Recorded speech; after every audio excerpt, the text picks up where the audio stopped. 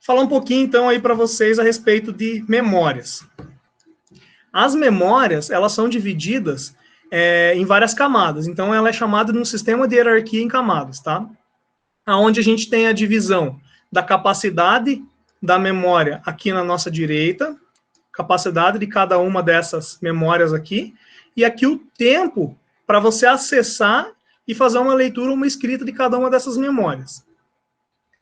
Então, aqui, o registrador é o tipo de memória, vejam que o tamanho dele é o menor possível, né? O menor possível, na verdade, ele deveria ser o maior possível. Só que ser grande e ser rápido não é uma coisa possível quando você fala em questão de custo. Porque as memórias tipo registrador, elas são muito rápidas e muito caras. Então, elas acabam tendo que ser pequenas. Elas acabam atendendo basicamente só o processador. E olha o tempo aqui de acesso e de escrita e leitura do registrador, 1 nanosegundo.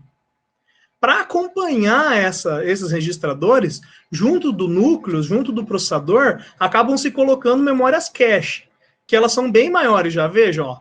As memórias tipo registrador, elas têm menos do que 1 kilobyte, ou seja, elas têm menos do que 8.000 bits. Então, menos do que 8.000 bits é muito pouca coisa, né? Já em compensação, ou aqui 1.000 bytes, né? Vamos falar em bytes tudo. Menos do que 1.000 bytes.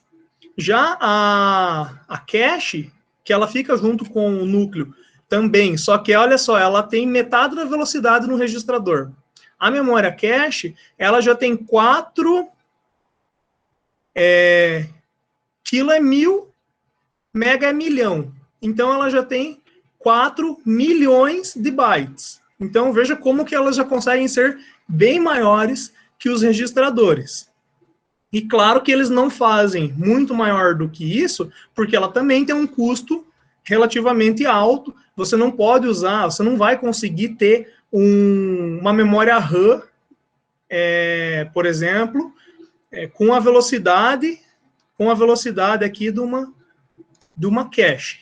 Pelo menos não ela completa, né? Ela vai ser exclusiva aí para atender o seu processador, para que ela consiga atender de forma rápida, para que o processador tenha todas as informações no mínimo aí, ou no máximo de tempo, com o delay aí de 1 nanosegundo, né?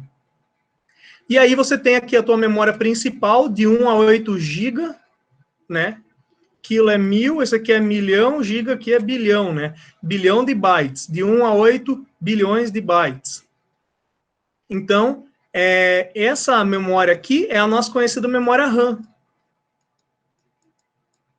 que é onde a gente armazena aí os nossos aplicativos que estão abertos. Por que ela tem que ser tão grande? Porque quando você abre uma aplicação, ele tem que armazenar um monte de informação ali para saber qual que é a aplicação que está aberta.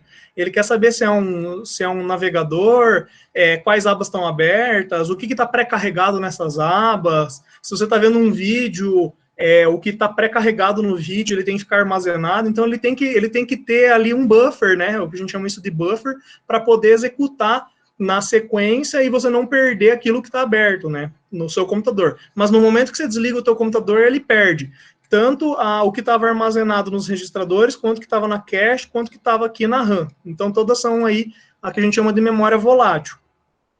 E aí, por fim, veja aqui que ele tem o delay, ele é 5 vezes mais lento que a cache e 10 vezes mais lento que o registrador. Só que aí a gente vem, por fim, aqui com o nosso disco magnético, né? Disco magnético são os HDs, né? Os famosos HDs, tá até um meio desatualizado aqui, mas, ó, de 1 a 4 terabytes, né? 1 trilhão de bytes, e olha o atraso aqui, ó, 10 milissegundos. Claro, né, pessoal, isso aqui a gente tá falando de disco magnético. Se você substituir esse disco magnético por um HD SSD, daí ele vem com o SSD, ele é memória flash, né? Aí esse tempo aqui de 10 milissegundos, ele reduz bastante. Aí ele fica até mais próximo do que a gente tem aqui nas memórias RAM, tá?